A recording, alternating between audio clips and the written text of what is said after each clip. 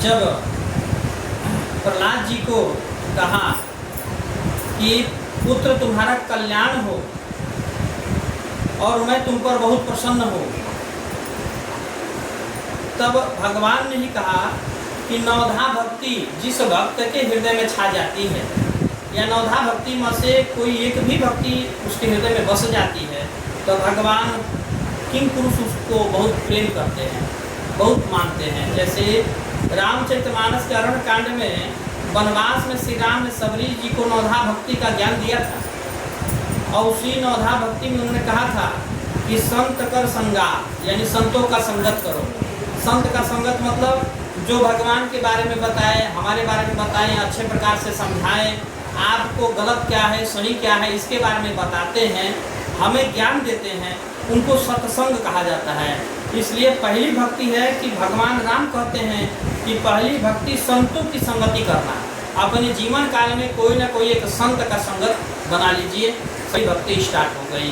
दूसरी है रति मम कथा प्रसंगा, भगवान के चरित्र और लीलाओं को सुनने और प्रेम करने से दूसरी भक्ति प्राप्त होती है। अब कथा प्रसंगा, अब मान लीजिए भगवान की कथा हो रही है और तान के चद्दर सो जाइए कान में रुई डाल के, हाँ, तो भगवान का अभक्त माना जाता है। भगवान का कथा किसी भी प्रकार, सत्यनारायण कथा हो, रामचरितमानस हो, भागवत कथा हो, हाँ, उसके बाद से भक्तमाल की कथा हो, सब भगवान का ही चरित्र है।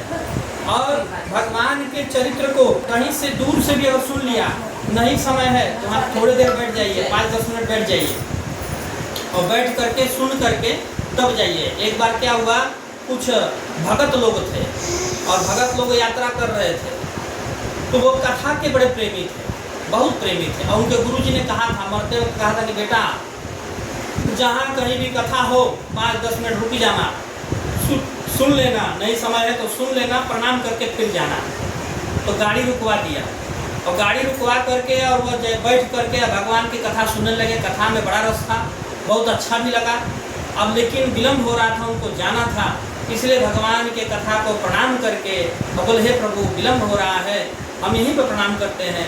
और वो अपनी गाड़ी में बैठ के जाने लगे तो क्या देखते हैं कि उनसे पीछे वाली जो गाड़ी थी वह आगे निकल गई और इनकी गाड़ी रुक गई। तो जो पीछे वाली गाड़ी थी उसको, जो रेलवे लाइन क्रॉस होता है, वो फाटक बंद हो चुका था और अचानक वो फाटक बंद हुआ, जिससे कि इनको समझ में नहीं आया और इनका गाड़ी सीधा जा कर के बैरियर से लड़ा और सब के सब जो है पिस गए, वही चटनी हो गए सब, क्योंकि गाड़ी का भी स्पीड था, ट्रेन का भी स्पीड था, मारा सब, भैया छैया सब हो गया वो। और ये जो है, जो जिनका लिखा हुआ था काल कर्म गति लड़ना, वह बचे प्रताप से, गुरु की आज्ञा और भगवत में प्रेम, कथा में प्रेम होने के कारण वह बच गए, ठीक ना। तो दूसरा भक्ति है भगवान की कथा सुनना, भगवान की कथा सुनिए। तीसरा है गुरु पद पंकज सेवा, गुरु के चरणों में सेवा होनी चाहिए, ठीक ना। अभिमान छोड़कर गुरु के चरणों की सेवा करना तीसरी भक्ति है। अब गुरु जी कहें कि लहसुन प्याज मत खाओ और चाप के लहसुन प्याज खाओ, यह गुरु की सेवा नहीं होती है। अगर गुरु जी जो चीज़ मना कर दी है वह चीज़ मान करके नहीं खाना पीना चाहिए। गुरु के चरणों में सेवा मतलब जाकर पैर थोड़ा दबाना है, गुरु जी जो वह बात को मानिए, उसको फॉलो करिए। अब चौथा है मंत्र जाप मम दृढ़ विश्वासा, यानी कपट छोड़कर। अब मान लीजिए माला पकड़े हैं, सीताराम सीताराम, तने हमने चला फाड़ के हटा जल्दी, सीताराम डब्बा बताए दाल जरूरत बताओ जल्दी, सीताराम सीताराम सीताराम, हाँ बस अबे औते बानी, हम बस माला घिंचता नहीं, घिंचा जाए तैते बानी, ठीक है। इसको कहते हैं कपट, भगवान से कपट करना। तो कपट छोड़ी भगवान का भजन करो, 1 माला करो, 2 माला करो, 11 मंत्र जपो, 21 मंत्र जपो, लेकिन प्रेम से और भाव से जपो, सीताराम सीताराम सीताराम। तो कपट छोड़कर अपने प्रभु के किसी मंत्र का दृढ़ता से जाप करना, उन पर अटूट विश्वास रखना, 5वीं भक्ति है। और चौथी भक्ति है, 5वीं है शील सम विराति बहुकर्मा, यानी इंद्रिय करना, इंद्रियों को नियंत्रित करना, संतों के धर्म का पालन करना, निरंतर अच्छे आचरण में लगे रहना। इंद्रियों का नियंत्रण मतलब, अब मान लीजिए कि आप एकादशी व्रत है, चाहे कोई भी व्रत है, और पकौड़ी छना रहा है, जीभ में पानी टपक रहा है, तो इंद्रिय वश नहीं होता है, और मान लीजिए भूलवश वह खा लिया, ठीक है, या भगवान के किसी भी कर्म का उसको जैसे अपने जीभ पर, नेत्र पर, कर्ण पर, जिस भी इंद्रिय पर अपने नियंत्रण करना चाहिए, संतों के करना चाहिए और निरंतर अच्छे आचरण करना चाहिए, ठीक है। छठवीं है सममोहिमय जग देखा, यानी सबको ईश्वरमय देखना, सबके प्रति समान व्यवहार भक्ति है।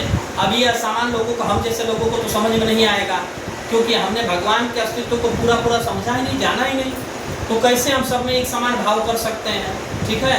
चलो ये नहीं कर सकते। दूसरा हम ये कर सकते हैं कि ये सब भगवान के ही स्वरूप हैं और उनको भगवान सबके अंदर बसे हैं और उनसे प्रेम करो, बस ये हो गया आपका सम भाव हो गया भगवान में।